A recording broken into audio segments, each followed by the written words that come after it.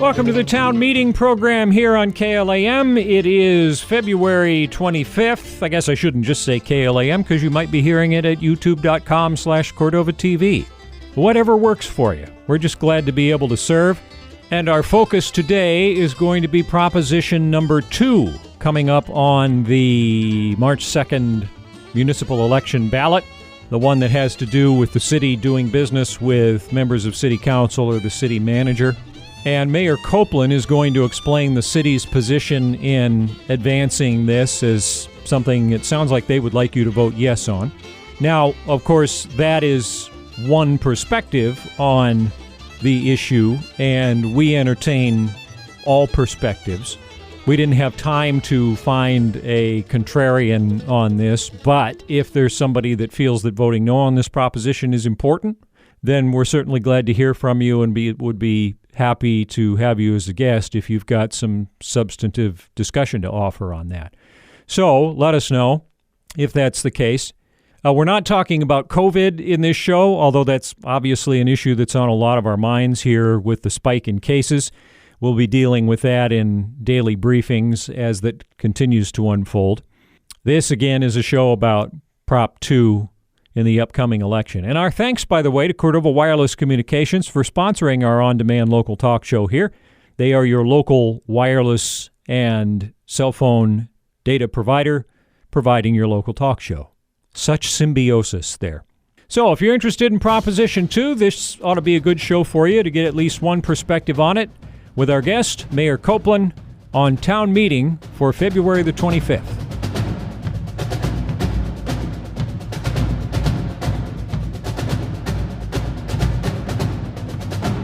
Well, Mayor Copeland, we haven't, we used to visit pretty much on a daily basis about you-know-what, and haven't had to do that lately, although there have been an interesting few days in Cordova's COVID history, but we're not here to discuss that. We've got a ballot proposition that apparently is causing some confusion, and so I know the city wanted to explain this from the city's perspective, explain the rationale, and that's what we're going to spend some time here doing today.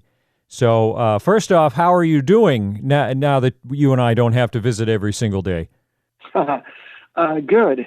It's kind of nice to focus on more normal things like elections, which I think Cordova does a great job of conducting. And this year in particular, with a couple of ballot propositions, have taken a proactive approach of explaining what's on the ballot and why, and I think that's good. Yeah. Well, we had a really good candidate forum, which with the chamber, with the city council and school board candidates, which is still posted on our YouTube channel, youtube.com/Cordova TV, and also on the chamber's Facebook page. Proposition 2, again, is our subject today, so maybe start by explaining what the proposition says. Well, what Proposition 2 really is designed to do is to help the city conduct business to the best benefit of the taxpayers, which they'll accomplish with this particular proposition by allowing city officials, council managers, so forth, to conduct business with the city in certain circumstances where they're currently prohibited from doing so. Okay, so it actually reads, resolution of the council, blah, blah, pacing a thing at the regular election, amending Section 519 entitled Personal Interest to clarify the language and expand the city's ability to purchase, exchange, sell, and contract with elected officials and the city manager without competitive procurement, and we'll talk about what that is, so long as council approves sales, purchases, exchanges, or contracts of substantial value via ordinance, and the city publicly discloses the essential terms of all such transactions. So maybe a good place to start is, what is competitive procurement for those of us like me who don't really have the slightest idea?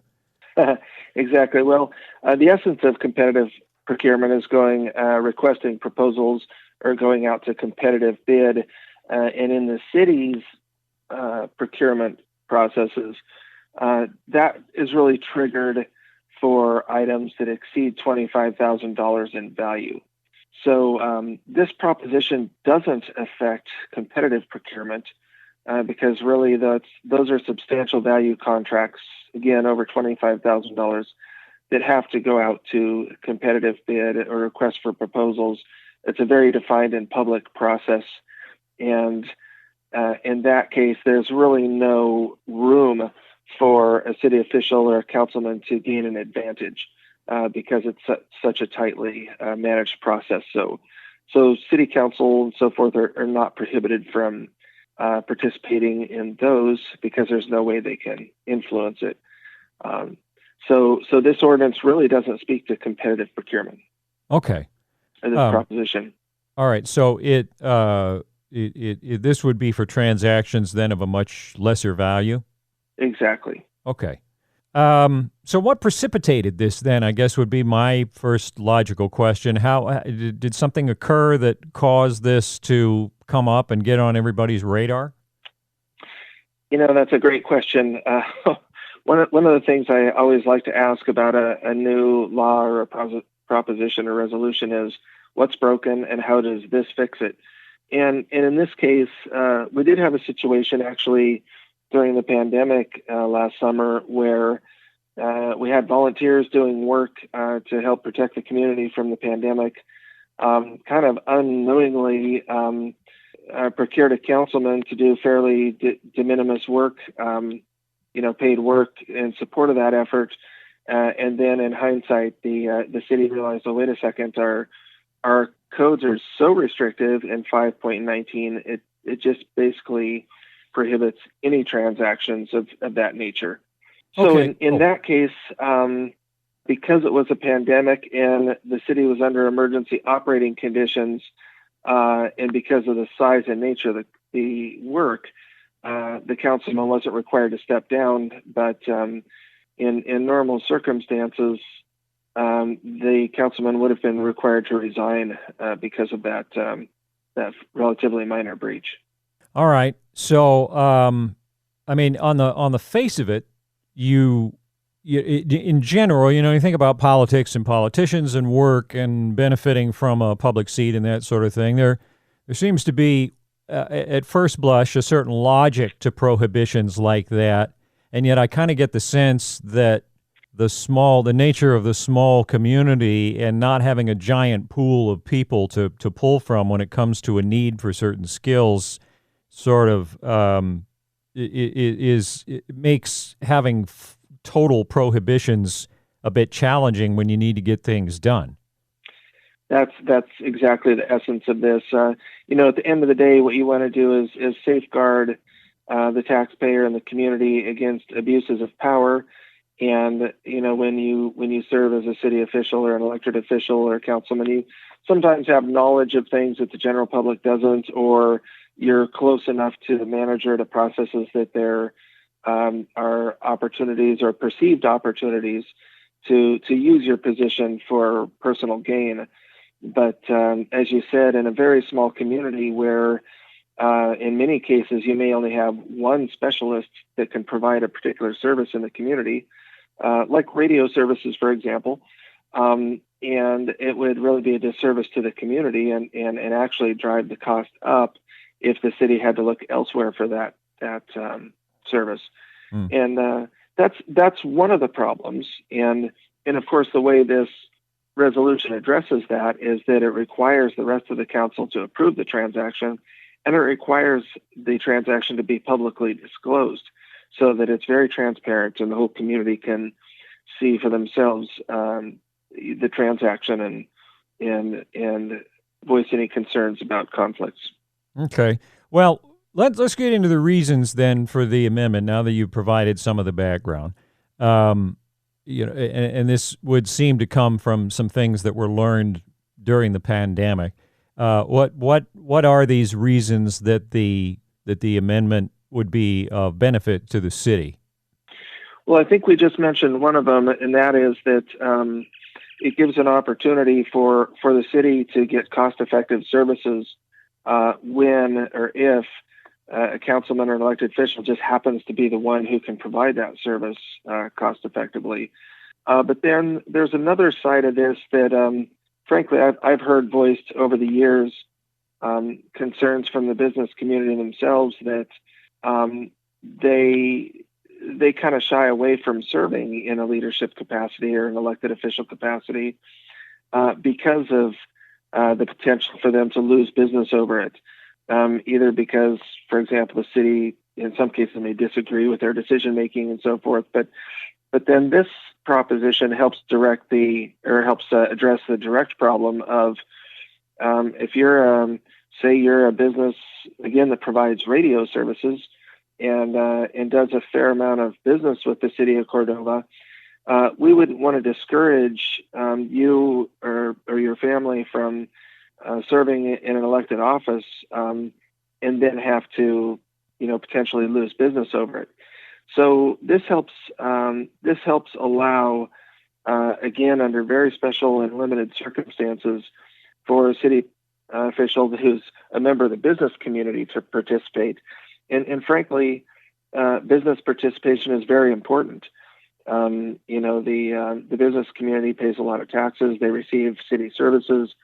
The business people, the community, are in a very good position to understand the city's connection to the public, and we certainly don't want to discourage or have overly restrictive ordinances that can restrict business people from participating in their local government. Okay, well, that certainly makes sense on its face. Has there been, in your experience, has there been some opposition to this verbalized? And if so, what has the city's, that you're aware of, what has the city's response to that opposition been? In the case last year of the pandemic, once we realized, frankly, just the oversight and kind of the arm's length of, councilmen being hired through someone who was working for the city and not directly procured by the city, immediately made it very public and transparent. And I don't think there was any negative feedback. In fact, if I recall, there's a little bit of positive feedback that the work got done in a very timely and professional manner, and it was appreciated by the community. I do recall a couple instances. One didn't involve so much a city council as a city manager, and they just happened to have a special certification that allowed them to serve in a capacity for the community hospital, which requires a certified, administrator to operate the facility. And we had a gap in service where we literally lost an administrator and couldn't get a new one hired quickly enough to meet the regulatory requirements. So the city manager at the time just doubled in that capacity and provided those services for 2 or 3 months. Mm-hmm. Unfortunately, that service was acknowledged by, a quote unquote bonus to their contract. And unfortunately, there was a lot of backlash for that. And really, I think that was a matter of miscommunication. Mm. At the end of the day, that service saved the city substantially. And I just think if that had been a city councilman in that situation that had a special certification and was able to provide that service, it would have been not only cost effective, but it would have met a critical need that really couldn't have been met in any other way, similar to emergency response like last summer. Sure. Okay. Well, again, not really being in the weeds of this, it seems like the primary concern someone would have, and I'm just, guessing here, hopefully people that have other types of concerns will reach out and find a way to make those known, including communicating with us. As I said at the open of the program, or I hope I remembered to say at the open of the program, if there is a contrary point of view on this and someone would like to be a guest to discuss that, they're more than welcome to do so. But, abuse of power would seem to be the sort of go-to concern over that, and, cigar smoking, backroom deals and that kind of stuff. So does the amendment protect against that potential outcome? I think so, and I think just in the plain language of the resolution itself, it doesn't include again the competitive contracts, the larger value procurements, and it does require that the council has to approve it by ordinance, which is subject to a referendum, if I recall. And it also requires that the city publicly disclose all the essential terms of such a transaction. So it meets the real test, which is, as you alluded to, it's not a backroom deal. It's very transparent and open to the community. And it also requires the rest of the council, who really don't have a dog in the fight, to approve the transaction by ordinance. So, which is a public process and goes on an agenda. So I really think there are good safeguards in place for the community. I don't see this as an ordinance or resolution that's going to trigger a big wave of council hiring or anything. Really, I think it was born out of a recognition that there are going to be special circumstances where this is really to the city's benefit, and it would be too bad if our ordinances are so restricted that it doesn't allow that flexibility. And so I think it's a good resolution, and I hope we've explained that well. Yeah, well, and it sounds like it's a sort of a compromise between the current absolute prohibition and just throwing the doors wide open, which it sounds like this this proposition tries very hard to not do, in that these transactions are going to be treated with very special care, and of course, if these requirements are not followed, then it would be the same as before, where the elected official would lose their seat and the contract would be voided, right? So you're not just opening the floodgates. There's still a very specific, very public process that for a transaction under this change to take place.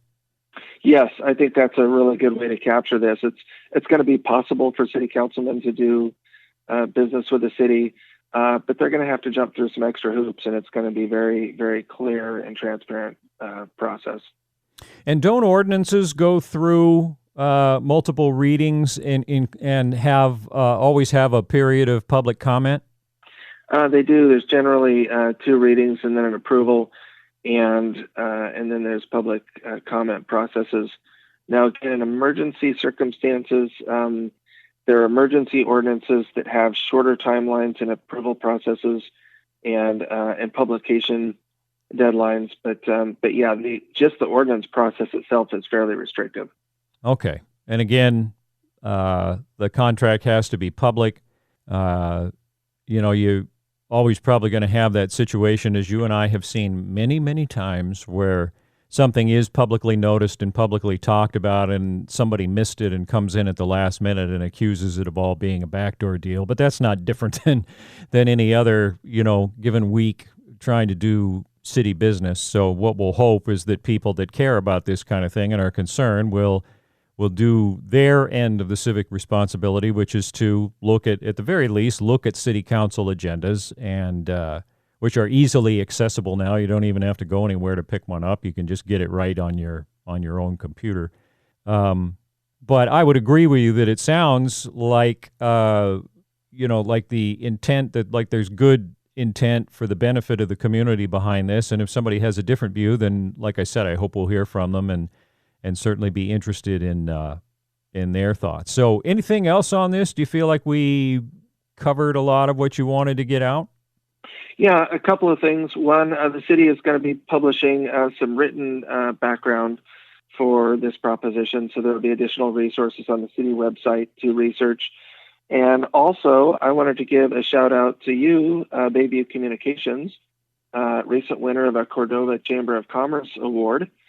For exceptional business in last night's Cordova Chamber of Commerce annual meeting, for your exceptional work over this last year, doing exactly what we're doing right now, communicating with the community, being very agile in setting up new processes to communicate COVID and pandemic information to the community throughout the year. So I just wanted to express my appreciation for today's informational update and for your work in general over the last year and for your well-deserved recognition. Well, thank you very much. And I'll flip that on you and mention, too, that CEC also won one of those awards.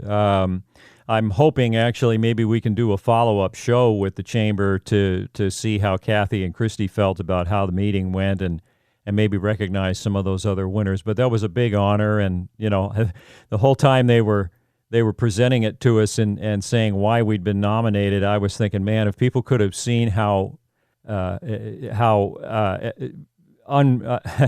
what's a good word? Sort of unqualified, I felt throughout that whole thing as everything was exploding. I mean, it's just rattling around in my head. I'm thinking, man, I hope we don't screw this up. But I'm really glad that it's worked. And you and the city manager and Dr. Sanders have all been great partners in getting details out there. And I mean, really, the quality of everybody on the team makes it a pretty easy job. So thank you, Mayor, for visiting with us about this. I hope folks found it useful. We continue to wish you well, and that we'll get our COVID case count back down, which would be really nice.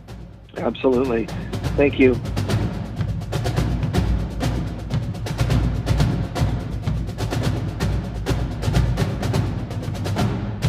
And that is our town meeting talk show for February the 25th, a perspective from Mayor Copeland on ballot Proposition 2. Obviously not the only perspective, and we're happy to hear from anybody who's got a substantive argument against this. If you'd like the community to know that, just let us know if you're interested.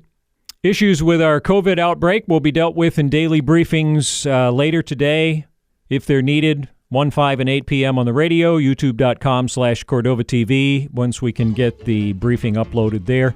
You can hear Dr. Sanders' reaction to the spike in yesterday's briefing, which is on our YouTube channel. Again, youtube.com/Cordova TV. Big thanks to Cordova Wireless Communications for sponsoring our program here. They keep those dollars that we spend with them in town, and also bring in a lot of outside investment because of the business model to the tune of about $12 million a year that we don't have to earn here in the community. It comes in from outside and then benefits our community by circulating around. So we're very appreciative of their partnership in making this show possible. Everything that you're supposed to hear in the way of special programming in the 10 a.m. hour is on the way. We thank you for joining us. I'm J.R. Lewis. And we'll see you next time for Town Meeting on KLAM.